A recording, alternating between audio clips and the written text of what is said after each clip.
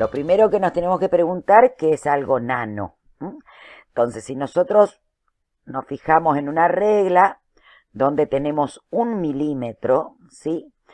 Algo nano es una millonésima parte del milímetro. O sea, si el milímetro es 1 por 10 a la menos 3 metros, algo nanométrico es 1 por 10 a la menos 9 metros. Si nosotros nos graficamos, vamos a ver que en la escala del metro vamos a tener las personas, milímetros o centímetros ahí en el medio, depende del tipo de hormiga. ¿Cuál es el límite de detección del ojo humano? Entre 50 y 100 micrómetros. El micrómetro es a la menos 6, ¿sí? Metro a la menos 6.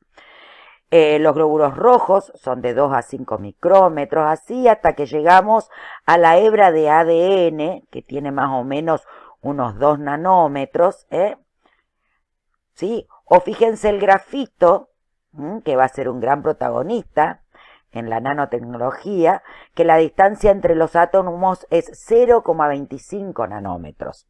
Esto para que nos demos cuenta, nos hagamos una idea de qué tamaño estamos hablando. Siguiendo con lo mismo, acá tenemos otra manera de verlo. Las células tienen más o menos 10 micrómetros, ¿sí? Los virus 100 nanómetros, las proteínas 10 nanómetros, el ADN 1 nanómetro, y el átomo un ángstrom, que sería 10 a la menos 10 metros, ¿sí? Fíjense que acá tenemos un tubo, un microtubo de grafito. Seguimos con la misma, para ir graficándonos en qué tamaño estamos hablando para poder analizar lo que es la nanotecnología. Ahora, dentro de la nanotecnología vamos a ver que interactúa la química, la física, la ciencia de los materiales, tecnología de la información, biología, ingeniería mecánica, ingeniería eléctrica, y vamos a ir dándonos cuenta de que todo lo que nos rodea tenemos siempre algún componente a escala nanométrica, ¿sí? Todo comenzó con este físico, Richard Feynman, en el año 1959, en una reunión de la Asociación Física, en donde él ya predijo que los científicos iban a poder manipular y hacer, manejar y mover estructuras del tamaño atómico. Pero recién 10 años después, Norio Taniguchi acreditó la terminología de nanotecnología. Existen dos métodos de construcción, yendo de lo más pequeño a lo más grande o de lo más grande a lo más pequeño. Por ejemplo, cuando vamos de lo más grande a lo más pequeño, que se denomina top-down, ¿sí? Es el caso de la industrialización de los semiconductores. Y cuando ocupamos el método bottom-up, por ejemplo, es cuando vamos de lo más pequeño a lo más grande, como es el caso de cuando utilizamos nanotubos de carbono, los ensamblamos para producir elementos más grandes. Y acá podemos dividir un poquito lo que es la utilización de la nanotecnología para construir o cuando se la utiliza para métodos de análisis, por ejemplo. Para eso tenemos que hablar un poquito de la luz. Vamos a hablar de la luz un poquito. Siempre se ha hecho, o más de una vez se ha hecho experimentación en los colegios, descomposición de la luz blanca, ¿no es cierto?, a través de un prisma. Y vamos a ver el arco iris. ¿Qué es lo que pasa cuando vemos el arco iris? ¿Por qué aparece el arco iris? Bueno, precisamente porque las gotas de agua que se emiten en las nubes actúan de manera de prisma. Entonces te descompone el haz de luz blanca, ¿no es cierto? De acuerdo a la longitud de onda que tenga, la longitud de onda va a ser el color en que se va a visualizar la luz. Entonces tenemos colores violáceos con 400 nanómetros, verde 500, amarillo 600, rojo 700, ¿sí? Ahora, también, vamos a ver Ustedes saben que la longitud de onda se mide de cresta a cresta, ¿no es cierto? Entonces, la luz visible, todo lo que nosotros vemos va a estar en un rango de 400 nanómetros a 700 nanómetros. Eso no quiere decir que no existan permanentemente ondas con las que nosotros convivimos. Por ejemplo, los rayos gamma, que son los más pequeños, con longitudes de onda a la -13, los rayos X, que estarían en el rango de lo que estamos trabajando ahora con nanotecnología, ultravioletas, 10 a la -7, luego nos vamos a longitudes de onda mucho más cortas, ¿sí? Para llegar hasta las ondas de radio, radar, microondas. ¿Estamos? Hasta ahí. Así es que de acuerdo a la longitud de onda que tenga esa onda, nosotros vamos a ver distintos colores. Onda corta, azul; onda larga, roja. ¿Y eso para qué? Bueno, para explicar precisamente uno de los usos que tenemos con la nanotecnología. Y vamos a referirnos a los rayos X, que estaban en el orden de la longitud de onda de nuestro estudio. Entonces, cuando un rayos X interfiere en una muestra, esta muestra, de acuerdo a las imperfecciones o a la superficie que tenga, va a desviar ese haz de luz, que va a ser recapturado por un detector y nos va a dar una determinada figura. De esta manera, por ejemplo, nosotros vamos a obtener distintos picos de acuerdo a las imperfecciones o las sustancias que haga torcer o haga cambiar la dirección de nuestro rayo incidente. Así se van formando patrones. Por ejemplo, este es un análisis a través de los rayos X, en donde se está analizando una muestra de cocaína. La cocaína se la suele adulterar con maltosa. Entonces acá los distintos picos me está dando, fíjense, en rojo me está marcando la cocaína, mientras en negro me está mostrando la maltosa. De esta manera se puede utilizar esta tecnología para análisis de distintas muestras. También, fíjense acá el patrón que va a mostrar un polvo de oro, ¿sí? Pero fíjense cuando tengo una aleación, una mezcla de oro y plata. Fíjense cómo son distintos el patrón. Fíjense acá, la plata la tengo en el centro, mientras que el oro se encuentra alrededor.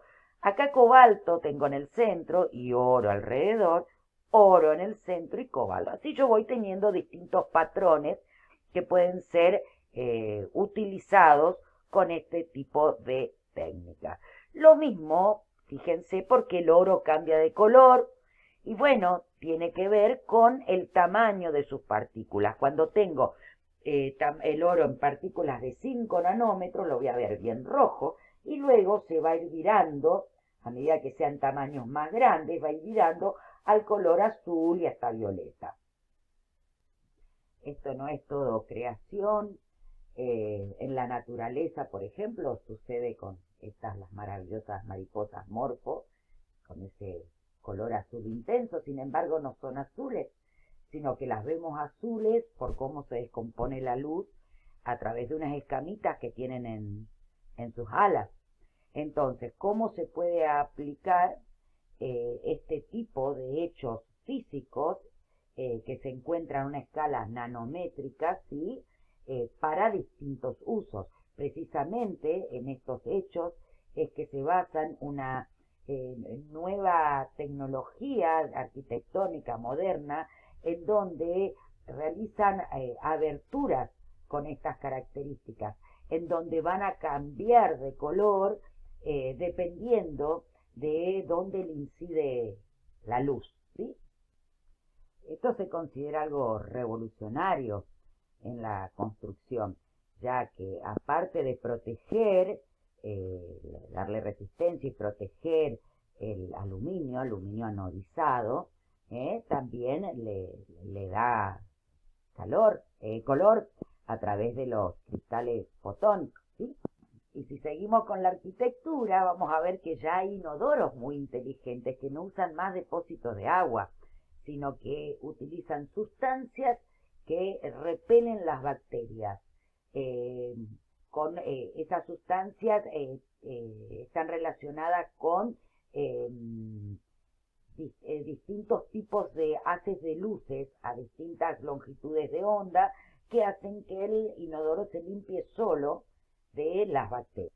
Bueno, hay millones de ejemplos, como van a ir viendo en la jornada, pero vamos a terminar con este ejemplo del grafito, por ejemplo.